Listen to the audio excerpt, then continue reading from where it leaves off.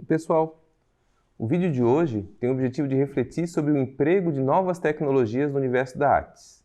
O termo tecnologia é muito abrangente e pode assumir diversos significados. Por isso, no vídeo de hoje, nosso objetivo é ampliar também a percepção sobre o uso do conceito, que por ser tão amplo, permeia todos os processos da prática da arte. Aqui vamos analisar alguns desses pontos, trazendo por meio de exemplos das experiências que propõem novas abordagens. Mas antes de começar, é preciso delinear algumas noções. O que entendemos por tecnologia? O que configura uma boa tecnologia para um local, situação ou processo? Para responder essas questões, vamos nos apoiar sobre o conceito de tecnologia social, que vai ser o fio condutor desse vídeo.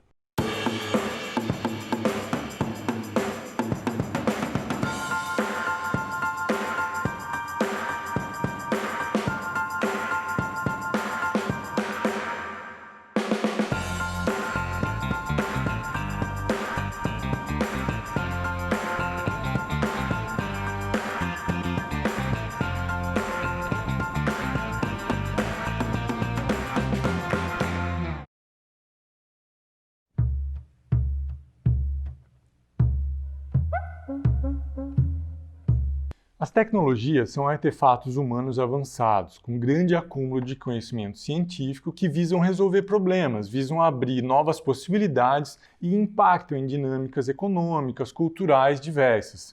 Devemos ter noção de que uma invenção tecnológica não é um bem em si mesmo. O que eu quero dizer? Precisamos compreender de que maneiras uma tecnologia se torna operativa numa sociedade, como ela é apropriada, quais são seus usos e funções. Em meados dos anos 60 e 70, uma série de autores passou a utilizar o conceito de tecnologia apropriada. Os objetivos deles eram, basicamente, discutir a tecnologia dentro de considerações mais amplas, evitando crenças dominantes de que toda tecnologia gera progresso. E, sobretudo, o objetivo era evitar a importação de tecnologias que não fossem de acordo com o seu contexto de aplicação. Já nas décadas finais do século XX, surge o conceito de tecnologia social, que avança em relação ao anterior no sentido de se preocupar com o processo de produção da tecnologia. Nessa corrente crítica se defende a construção de soluções de modo coletivo pelos que irão se beneficiar dessas soluções, de forma a estimular sua autonomia e emancipação, iniciando-se assim processos mais amplos de transformação social. A arquitetura, por se tratar de uma área do conhecimento que se vale dos avanços tecnológicos para suprir suas necessidades, tem uma relação bastante próxima com o progresso da técnica. Mas é importante se ter em mente que esse aprimoramento técnico não pode se dar descolado da realidade concreta e prática, da praxis. É a partir do entendimento de que o conhecimento técnico não deve existir alienado da realidade social e política que propomos a abordagem da tecnologia social para a arte. No campo da habitação, as tecnologias sociais se contrapõem aos modelos tecnológicos convencionais de provisão habitacional, nos quais a própria população é raramente vista como agente que tem participação ativa nos processos que envolvem a habitação. Essas novas tecnologias devem surgir, então, como meios de aprimorar a instrumentalização do trabalho técnico dos arquitetos na arte, de forma a promover mudanças mais profundas na prática da arquitetura. Queremos reforçar aqui, no entanto, que não existe um modelo pronto de tecnologia social, e sim diversas metodologias e soluções a serem desenvolvidas coletivamente para os diversos contextos socioeconômicos e culturais existentes. Bem como também não existem tecnologias certas ou erradas, e sim aquelas que se mostram mais adequadas frente às condições específicas de cada cenário. Acreditamos que é nesse sentido que devem surgir as novas tecnologias empregadas na artes. Por permear as várias etapas da prática da artes, a tecnologia pode ser um processo, um método, uma técnica ou um produto. Mais que apresentar padrões rígidos e definitivos a serem seguidos, apontaremos caminhos e ferramentas possíveis de serem adotadas, que devem ser adaptadas e adequadas às mais diversas situações a partir de suas especificidades e graus de complexidade. No sentido de estabelecer uma lógica aos processos envolvidos na assistência técnica, vamos começar pelo aspecto que precede toda e qualquer ação da ARTES, o contato com a comunidade. A tecnologia que se insere aqui diz respeito aos meios de abordagem e aproximação às comunidades, através de processos participativos em conjunto com o trabalho do serviço social.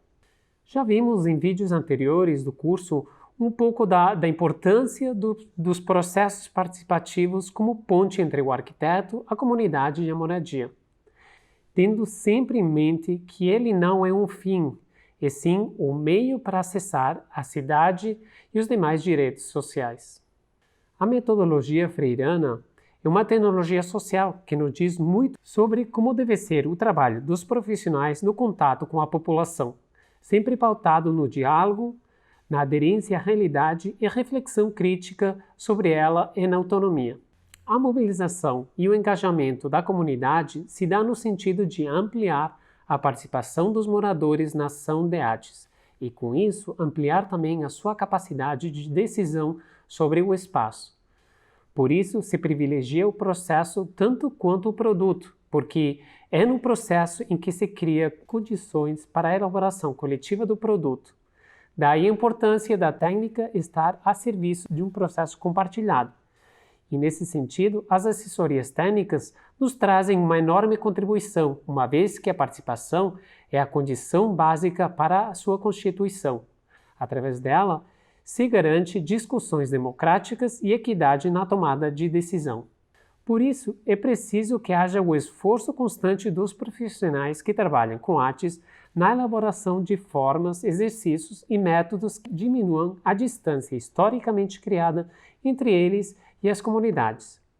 Aí, as tecnologias sociais são fundamentais para que os processos da artes aconteçam de forma dialógica e para que só a partir disso possa-se intervir de maneira efetiva no espaço. Por meio da metodologia participativa, se alcança a democratização do saber técnico dos arquitetos e a construção coletiva do conhecimento, de forma a colocar ambos os agentes da artes, o técnico e a comunidade, em um mesmo patamar, possibilitando o trabalho em conjunto. Seguindo a lógica sequencial que começamos a traçar no tópico anterior, sobre os processos envolvidos nas ações da artes, vamos passar agora para o projeto, da concepção à execução. Retomando a trajetória da política habitacional do Brasil a partir da década de 60 e 70, com foco na diminuição massiva do déficit habitacional quantitativo, os programas habitacionais federais têm, em sua maioria, utilizado técnicas industriais de pré-fabricação e padronização de tipologias para otimizar o fornecimento da habitação em massa. Como consequência positiva, se diminui a quantidade de pessoas sem habitação no país, mas sob o ponto de vista qualitativo, esse tem de ser melhor analisado. Nesses casos, a tecnologia construtiva empregada reproduz soluções homogêneas e raramente leva em consideração os conhecimentos práticos já consolidados nas comunidades e as especificidades das famílias e do local em que se insere a habitação. É um sistema de provisão habitacional que caminha na contramão da participação dos beneficiários e a sua consequente autonomia e desalienação. O avanço técnico-construtivo aparece, então, não como resultado de trocas e de construções conjuntas de saberes, como nos sugere Paulo Freire, mas como uma solução concebida e determinada a priori.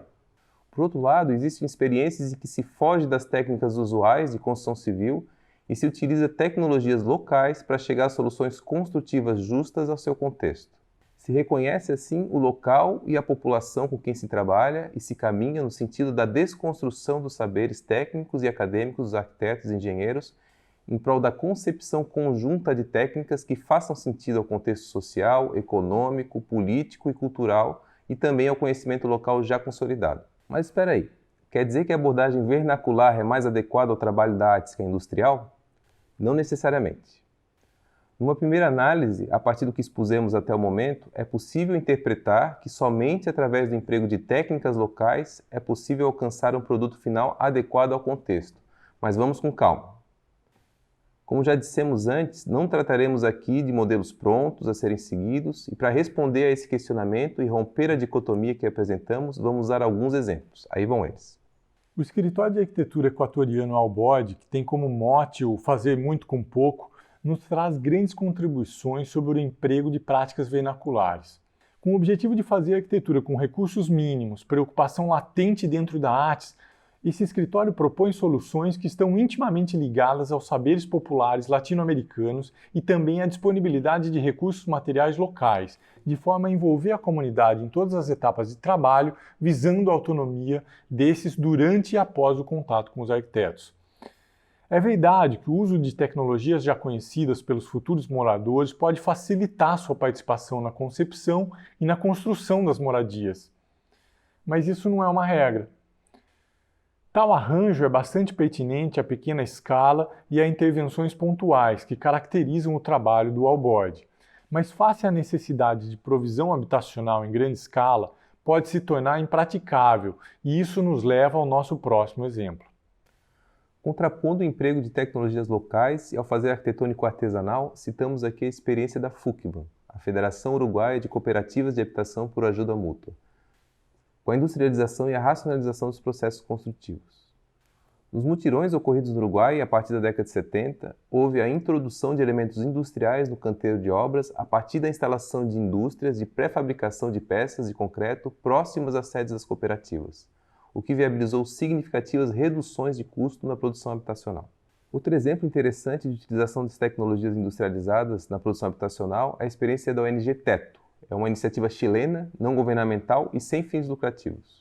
Nela se propõe a utilização de um sistema leve de madeira para a produção de habitação em situações extremamente precárias e, portanto, emergenciais. A pré-fabricação é fato determinante nesse caso, em que se objetiva a simplicidade e a agilidade na construção de baixos custos da produção. Os painéis pré-fabricados e modulados são leves e facilitam a montagem sem auxílio de gruas, o que permite que a moradia seja montada pelos próprios moradores em conjunto com os voluntários da ONG. A facilidade de reprodutibilidade das soluções, devido à tecnologia industrial empregada, é, portanto, crucial no contexto emergencial em que se insere o trabalho da ONG na América Latina. Tanto nesse caso quanto no da FUCBAN, a modulação projetual alcançada a partir da pré-fabricação auxilia na produção rápida e em escala das moradias, e também na diminuição do desperdício nas obras. No caso do Alboard, o emprego das soluções técnicas tradicionais dos projetos, a partir do uso consciente de recursos locais, auxilia na redução dos custos das obras e produz obras sustentáveis, tanto do ponto de vista ambiental como também social. Quando a gente vai para o canteiro experimental, a gente tem um problema colocado no canteiro, a gente tem de um lado o estudante olhando para esse problema, do outro lado a gente tem o professor olhando para esse problema, e num terceiro lado a gente tem o técnico que trabalha no canteiro experimental olhando para o mesmo problema. Porém, entre eles não há essa estrutura hierárquica da obra convencional. O que há ali é a vontade de resolver aquele problema, de resolver aquela situação, aquele desafio que foi colocado. Então, a relação entre as três pessoas, que têm origens diferentes, idades diferentes,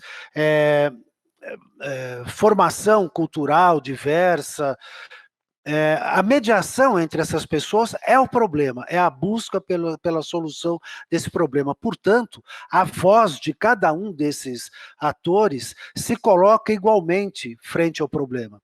E aí abre-se um espaço que é um espaço de renovação sobre o olhar daquele problema. O potencial criativo dessa situação é enorme. Existe um terceiro canteiro de obras que é mais ou menos um intermediário entre as duas coisas. Um canteiro no qual, por exemplo, eu trabalhei muito, né? Eu atuei profissionalmente em grupos de assessoria técnica, trabalhando com movimentos, com organizações populares, e esse canteiro é um canteiro que não é o canteiro convencional de obras, não é esse canteiro explorado pela volúpia de reprodução do capital, e ainda não é um canteiro dedicado somente à formação. É um canteiro que trabalha com as duas questões. Ele também quer produtividade, ele também não quer desperdício de material, mas ele também está preocupado com a formação, também está preocupado com a qualidade de vida daquele trabalhador. Tem uma ilusão, assim, quando a gente fala no canteiro da escola, eu chamo o canteiro de um laboratório, né? Mas daí as pessoas acham, pô, mas é um laboratório para desenvolver, que técnica, que tecnologia. Mas é um laboratório pedagógico, é um laboratório onde a gente está trabalhando processos de formação. Qualquer tecnologia é passível de desenvolvimento, né? A gente escorrega numa outra armadilha, que virou até adágio popular, assim. Você já deve ter ouvido as pessoas falarem assim, pô, Samuel, tá querendo inventar a roda? Né? Como quem diz assim, pô, isso aí já está resolvido, e você está querendo resolver essa questão? E eu contra-argumento dizendo, tá bom, então inventa uma roda, faça uma roda, construa uma roda. E aí a coisa muda completamente de figura, né?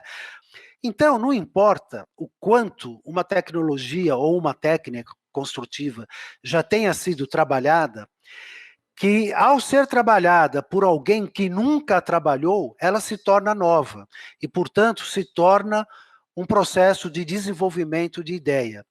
E um processo de desenvolvimento de ideia é um processo de crescimento, é um processo de criação. Acho que é importante a gente pensar que a técnica construtiva, ela pode mudar para resolver o mesmo problema. E a tecnologia é o desenvolvimento dessa sequência de técnicas construtivas, né? O canteiro, lá nas assessorias técnicas, nos mutirões, ele tira partido disso, né?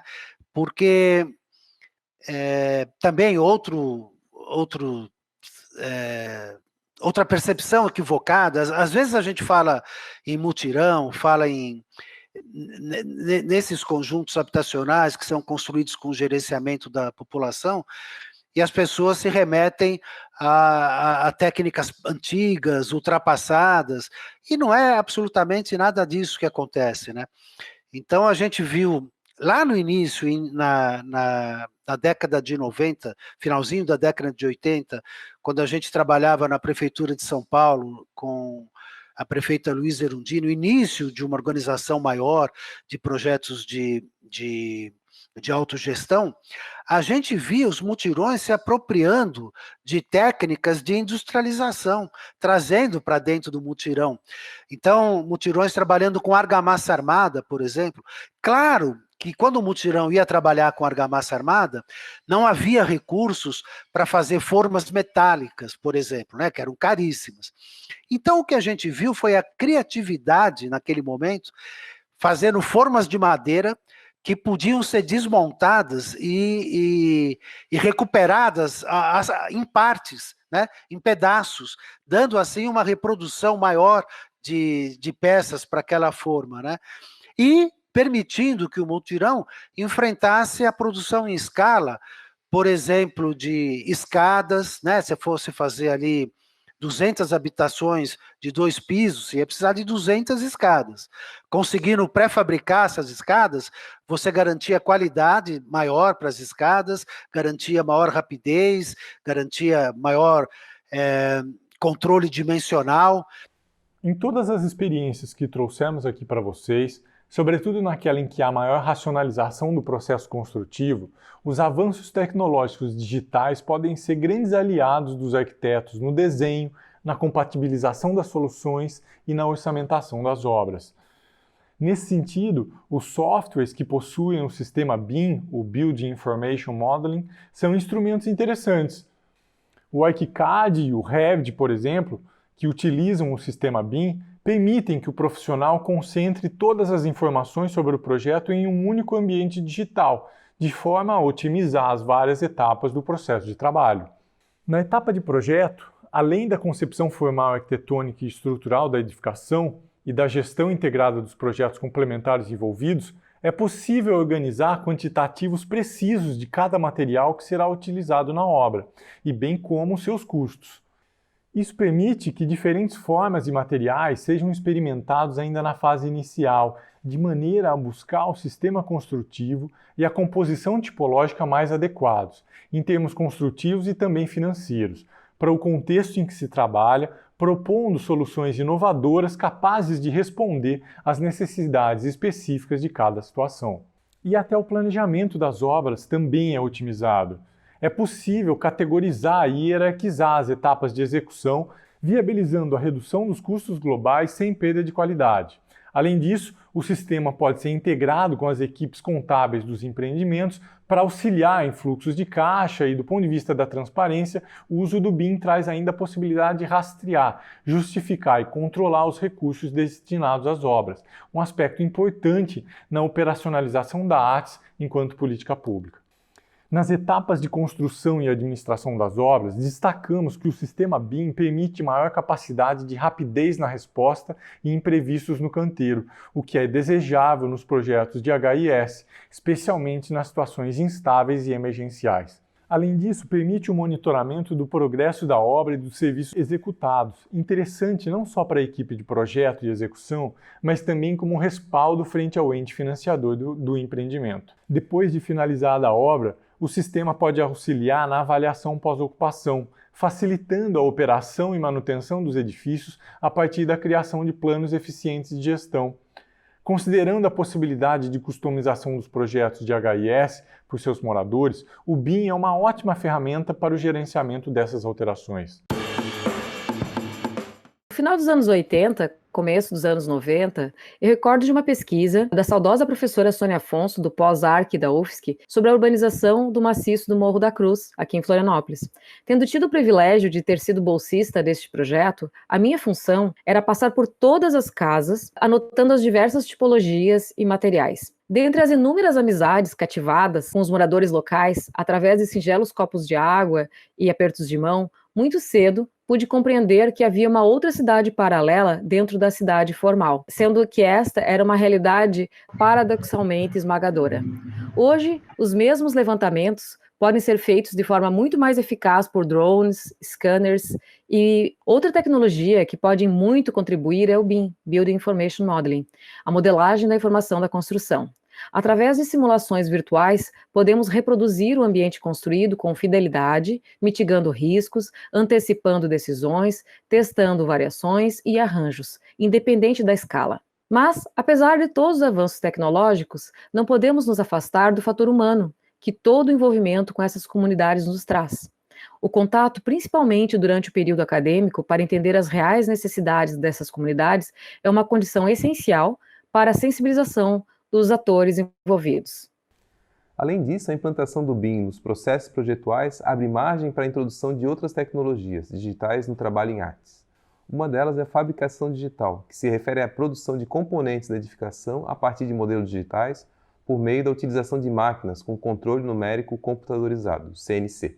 Uma das modalidades de fabricação digital mais comumente conhecidas é a impressão 3D. Essa tecnologia permite a confecção rápida em escala de peças a partir de sua especificação digital no software, utilizando materiais como metais, polímeros e madeiras, por exemplo. Sua montagem em loco se assemelha aos demais sistemas construtivos pré-fabricados, ou seja, permite um canteiro de obras limpo. Por utilizar algoritmos para a definição das geometrias, o sistema digital permite certa variação nas formas a serem concebidas, sem prejudicar a reprodutibilidade das soluções e seus custos. Essa é certamente uma possibilidade que pode ser explorada para a diminuição dos resíduos do canteiro e a agilização da execução das moradias. No entanto, enquanto o uso da fabricação digital não se torna prática comum na arquitetura, em casos de materiais de construções excedentes nas obras, destacamos que uma alternativa interessante é a utilização de plataformas digitais que tenham como base a logística reversa, que possibilitem a economia circular dos materiais através da recepção, monitoramento e o gerenciamento de resíduos, o que pode auxiliar a redução dos custos e a otimização da etapa de execução de obras. As informações e experiências que apresentamos a vocês ao longo do vídeo, até esse momento, dizem respeito a aspectos mais operacionais e práticos que tocam o trabalho em campo em artes. Mas existe uma etapa que precede e subsidia a materialização da artes, o acesso à informação sobre as populações em situação de vulnerabilidade. Nesse sentido, e ainda mais falando sobre plataformas digitais, não podemos deixar de falar sobre os observatórios virtuais, que têm como objetivo mapear demandas e conectar atores, formando uma rede interessante de mobilização e atuação em torno de uma determinada temática. Para a artes, isso é especialmente importante, pois permite que diversas camadas de informações sejam levantadas e georreferenciadas, de forma a contribuir com a sistematização de dados e análises de dinâmicas espaciais, sociais, ambientais e assim identificar possíveis focos de ação para artes. A exemplo disso, existem 2 projetos desenvolvidos no Lab Cidade da Faculdade de Arquitetura e Urbanismo da Universidade de São Paulo, a FAUSP, em parceria com outras universidades. O Observa SP, que tem como foco monitorar e influenciar políticas urbanas municipais, tocando em aspectos como a função social da propriedade, a inclusão socioterritorial da população de baixa renda e a ampliação de acesso aos serviços urbanos. Tem também o Observatório de Remoções, que tem como objetivo a identificação e mapeamento, em diferentes escalas, de grupos com alto grau de vulnerabilidade socioambiental impactados por remoções voluntárias, bem como de comunidades ameaçadas de remoção de forma colaborativa. Agora, nos voltando para o cenário catarinense, destacamos a plataforma Comunitárias, que foi desenvolvida pelo Departamento de Arquitetura e Urbanismo da UFSC, junto com o AMA e PET, e parceria com o IABSC a partir de um edital de chamada pública do CAU, Santa Catarina. Funcionando de maneira análoga às plataformas que mencionamos há pouco, visa mapear os grupos e comunidades em situação de vulnerabilidade socioambiental na área da Grande Florianópolis. Por ser colaborativa, permite que os grupos e comunidades participem do processo de sistematização das informações georreferenciadas, o que expande o horizonte de engajamento e mobilização desses em prol da publicização de dados sobre a cidade, fundamental para o trabalho em artes. Destacamos ainda que tais plataformas não favorecem somente a artes, mas também outras políticas públicas de inclusão social. É importantíssimo para o poder público esse tipo de informação territorializada a respeito das porções e populações mais vulneráveis da cidade, para que se possa desenvolver ações concretas e coerentes com essa realidade no sentido de combater desigualdades urbanas e socioespaciais. Citamos há pouco um aspecto que pode se valer e muito das tecnologias digitais, qual seja a mobilização social. Sobretudo em um cenário excepcional como o nosso da pandemia Covid-19, em que o distanciamento físico é necessário, os meios digitais são importantes ferramentas para a aproximação de entidades da sociedade civil organizada e também para a descentralização das ações dos movimentos sociais, da velocidade da propagação das informações e da facilidade de articulação desses atores, de forma a criar redes digitais de mobilização e organização. É importante destacar que tal atuação, sobretudo em rede, vem sendo potencializada pelo uso intensivo das tecnologias de informação e comunicação, as TICs, que nada mais são que todo e qualquer tipo de tecnologia que trata informações e auxilia a comunicação, seja na forma de hardware ou de software. A apropriação das TICs pelos movimentos sociais tem gerado novas formas de ativismo online, marcados por novas possibilidades de organização, difusão e mobilização, capilarizando sua atuação coletiva em redes sociais como Facebook, Instagram, blogs próprios e canais de comunicação instantânea como WhatsApp e Telegram. Mas espera aí, antes de continuarmos, é importante destacar que as tecnologias digitais por si sós não garantem avanços, mas podem sim abrir possibilidades interessantes para a arte, por se configurarem como uma ferramenta de ampliação do alcance da mobilização social e o seu potencial de mobilização e engajamento. Não deixando de reconhecer a importância e necessidade de uma postura crítica a respeito do emprego delas, sobretudo via internet e seus canais midiáticos, nesse momento nos restringiremos a tratar somente do seu uso positivo, enquanto tecnologia social em prol da mobilização e organização da sociedade. Um interessante exemplo nesse sentido é a iniciativa chamada Urbanismo contra o Corona, uma rede de mobilização nacional criada com o objetivo de reduzir os danos causados pela pandemia sobre as populações que se encontram desassistidas ou em situação de vulnerabilidade por meio de ações emergenciais. Essa rede é autônoma, colaborativa e está em crescimento. Ela é formada por arquitetos urbanistas, estudantes e outros profissionais com núcleos de atuação em diversos estados do país, como Santa Catarina, Rio Grande do Sul, São Paulo, Rio de Janeiro, etc. Uma das ações organizadas pelo grupo é a construção coletiva de um mapa interativo que indica o local para se prestar ajuda ou pedir ajuda, conectando as comunidades que demandam insumos básicos às instituições ou indivíduos que podem doar tais insumos. Trata-se de uma mobilização que possibilita e intensifica pela rede virtual construída e que teve desdobramentos na realidade material e concreta de muitas comunidades. Essa iniciativa abre caminhos ainda para a criação de um fórum permanente de debates e mobilização dos movimentos sociais e outras entidades da sociedade civil acerca das condições de moradia e de saúde dessas populações em situação de vulnerabilidade.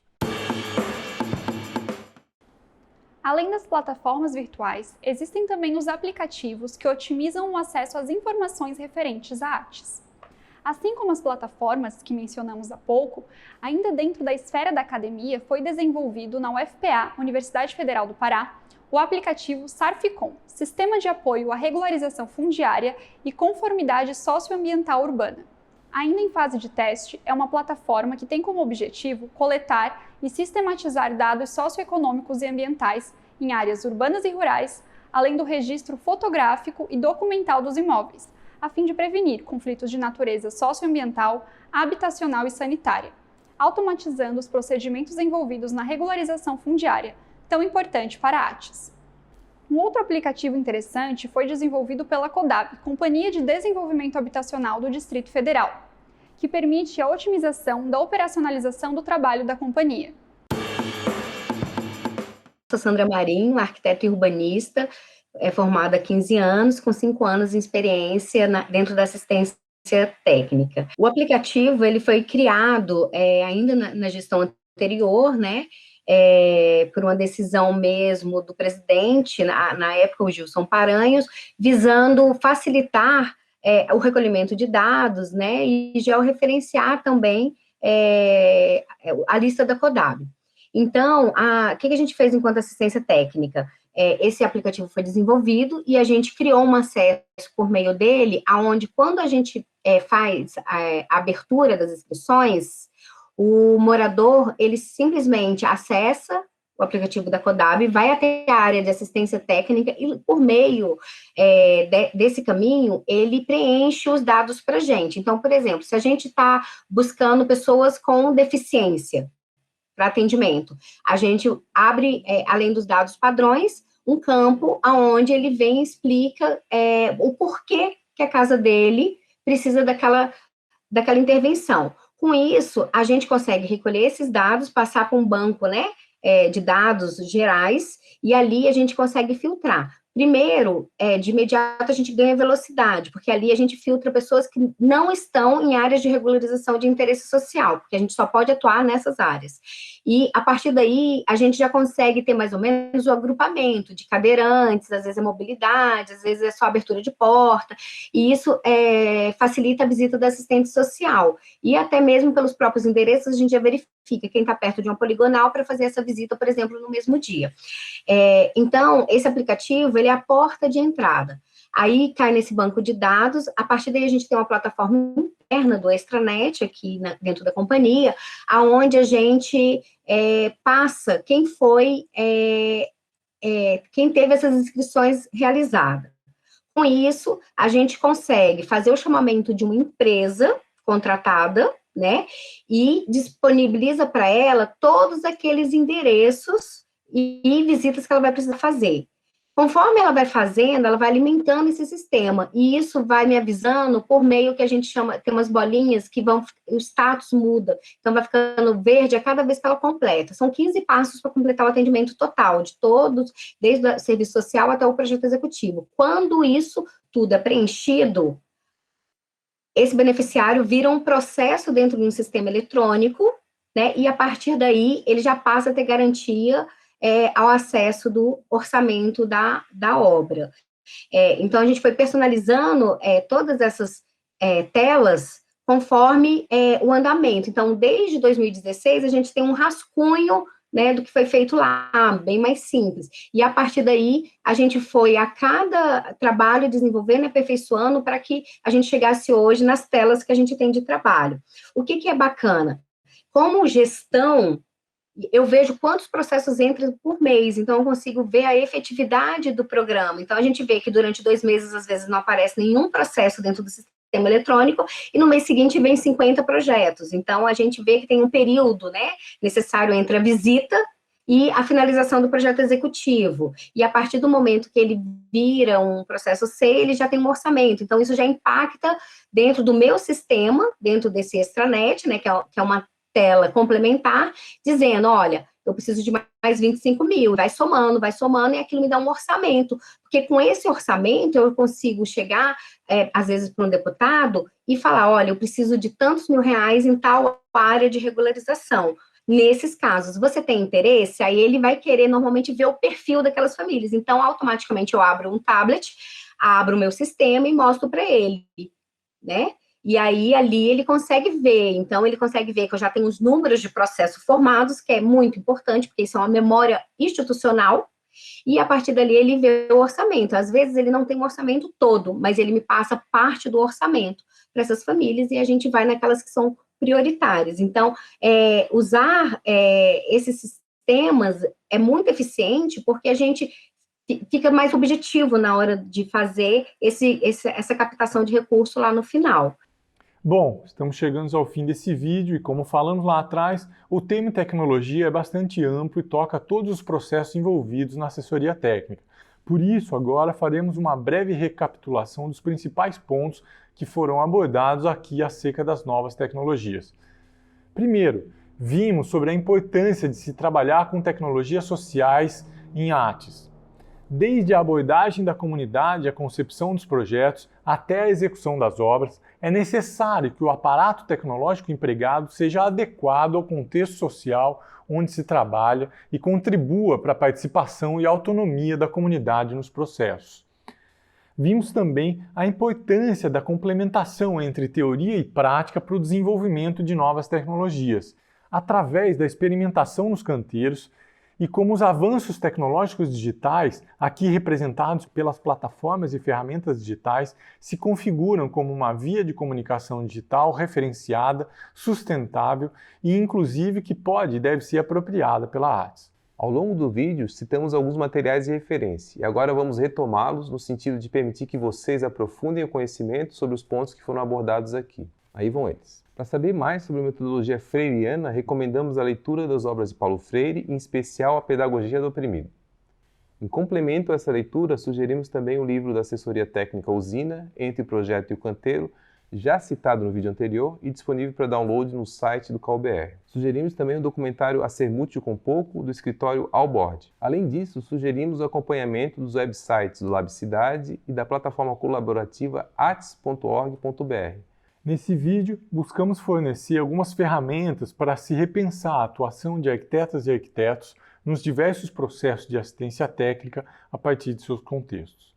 A tecnologia não deve seguir, portanto, uma lógica separada da situação social em que ela se insere, e por isso a contextualização crítica da prática da arte é sempre necessária. Na era da tecnologia digital e da informática, os avanços tecnológicos digitais podem ser associados às etapas que compõem as ações da arte, e com isso promover contribuições significativas para as camadas da sociedade em situação de maior vulnerabilidade, fugindo do viés mercadológico e meramente comercial que os avanços tecnológicos podem assumir muitas vezes.